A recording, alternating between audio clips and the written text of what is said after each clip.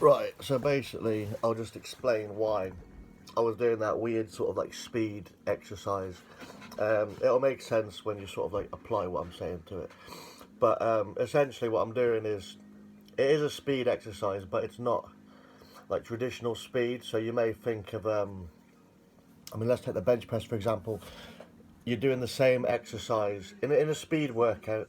You'd be doing the exact same exercise just with maximal bar speed, right? So for example, I mean, you could almost do a pin press as well, which is when you stop at the bottom, rest on the pins, and then bang, explode, right? This is different because there is no sort of unloading during the whole exercise. So if you'll notice, I do start off on the rack, on the pins, but once I've started the lift, I'm then taking full control of it throughout the whole rep range. And this is because at the bottom, this is the main training point. It's not necessarily the concentric speed portion. I mean, yes, that is important to why it works, but the main portion is having an accelerated eccentric motion, which then at the bottom, my whole body's got to catch the bar. So if you'll notice, at the bottom portion, when I'm like, I mean, it's supposed to be the easiest. That's when you're catching the bar at the bottom. It's pulling my traps and it's pulling my lateral deltoids in. This could apply to any exercise, but this is just how I'm trying to teach this sort of training principle. So essentially, I'm working on the stretch sort of reflex, and to get more power.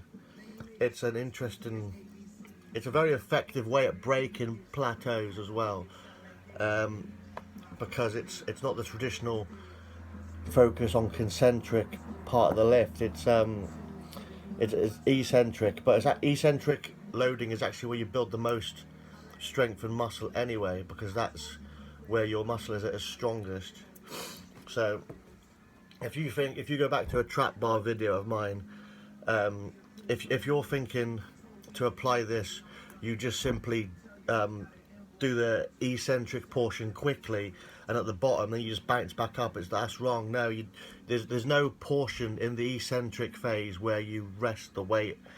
The weight is completely supported by you. So if we were to apply this principle to that exercise, I'd almost stop short of the bottom, so almost like a half squat. So if you think of the trap bar deadlift like a squat, which is what I think of it as, you would never let the bar touch the bottom. In this overload eccentric training type, you simply squat down to almost half, like break your knees to like 90 degrees and then bounce back up, so the weight is completely supported by you. And then you feel your whole body has to catch it at the bottom and then bounce back up. It's very good for squatting. It's great. I don't really like box squatting too much because of that, because you're breaking the weight with something else. I mean, it's good for strength because then you can purely focus on the concentric motion. Box squatting is like a pin press. You're taking something else to support the load at the bottom, at the end of the eccentric phase, and then the concentric is purely your power, your strength, right? It's your body doing the work. Then this is like essentially the opposite. So I think it's important to have this sort of aspect in your training sometimes, if you want to, especially if you want to break PRs or you reach the plateau, because where else in training would you get this? I mean, if we take an exact look at my shoulder press videos, I'm always resting on the rails and then pressing, and that's just to give my body pure concentric motion. I focus purely on the concentric, right? And that's like why I'm just so strong. But if I was to take it out of the rack, go down to my chest, support it myself, and then go up, it would be a different ball game. I mean, similar to why like Olympic weightlifters are quite strong, because they do all this sort of stuff without like being, well, actually no, saying that, because I have seen them do like push jerks off of high boxes. But yeah, it's just I just wanted to explain why I'm doing this, and this is making the distinction between this overload eccentrics and speed reps, because I know people get confused and they think speed is like it's the same thing, because it's both done quickly. And yes, you are focusing on the concentric as well for speed, but it's the overload eccentric portion which is what you're trying to train mainly, and it's the stretch, response, reflex, whatever.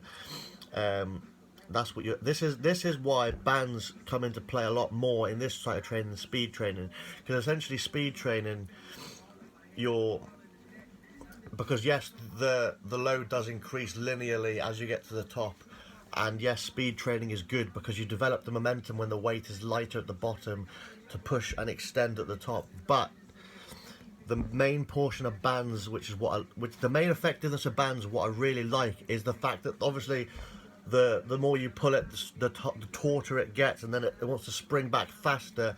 That's perfect for overload eccentric training because it then accelerates the bar even greater down towards the bottom. So if you can imagine you're doing a shoulder press quick, when it comes down even faster. So at the bottom, your shoulders then got to quickly stretch and bounce back up and catch it at the bottom. So you can imagine the extra stretch you're putting on the shoulder to catch it, and you may be going down further than you'd naturally like. That's perfect. Like, bands are perfect for this overload eccentric training. So I just thought I'd make the distinction and yeah, like, clarify a few things. And also, if you see me doing this, you may feel like, oh, what the fuck is, like, this is just nonsense, this looks stupid. But like, this is literally, you wouldn't do this all the time as well, because there's a high risk of injury, because as I just explained, when you're super like stretching, you're at massive risk of injury.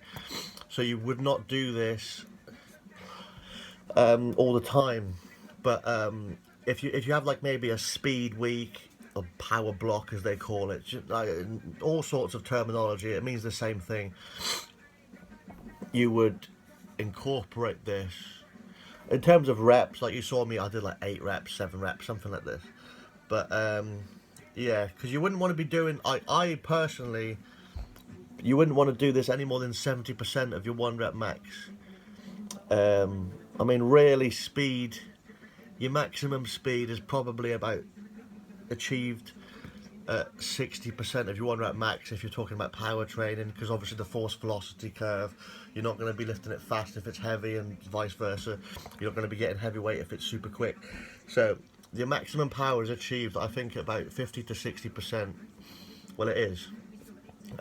So I approach this similar way. If anything, you'd go even lighter, because it's not about the maximum speed, it's about the catch at the bottom. And don't forget, gravity's also working as well, so it's the speed, it's increased by gravity, and the weight it's all coming together to make a different flavour for the body. You will not be used to this, and especially if you're starting out, this is going to be gruesome.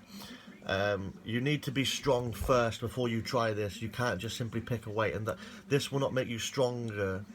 This will just simply overload your body in a different way, which will help you get stronger. So you can't use this solely, right? It's very good for power, it's very good for athletes, breaking plateaus. But yeah, this is just something to sprinkle on top of the cake. This isn't the whole article, but it's just an interesting thing to try. And I don't know, let's say you're stuck on squats, maybe have a few days, a few sessions a month where you literally just bomb out at the bottom. You go past 90 degrees, and then you just, like, as soon as you reach 90 degrees with your legs, you just try and rip it. You just try and explode, right, and just like jump back up, almost like a jump squat. But don't do a jump squat because I think they're useless. But yeah, you're I mean, jump squats are good for the landing phase, but that again is just overload eccentric. So you're just landing with extra force, and bang, it's a greater eccentric loading. So this video is going on for long. I'm waffling, but you get the gist.